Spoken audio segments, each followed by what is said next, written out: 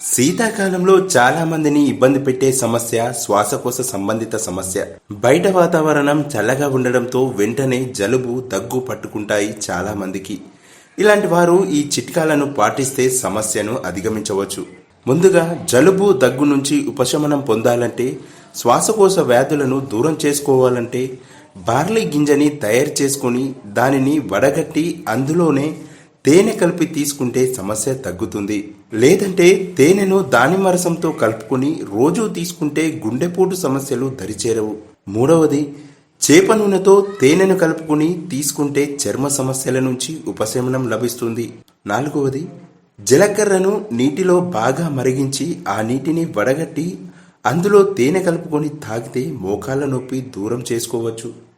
ఐదవ చిట్కా, తేనెను పరిగడుపున వేడి నీటితో కలిపి తీసుకుంటే బరువు తగ్గుతారు, అలాగే శరీరం దృఢంగా తయారవుతుంది.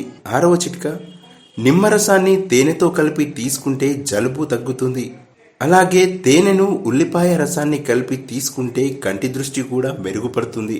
ఆనందమైన చిన్న జీవితానికి ఈ చిన్న చిట్కాను పాటించి చూడండి, ఫలితం మీరే తెలుసుకుంటారు.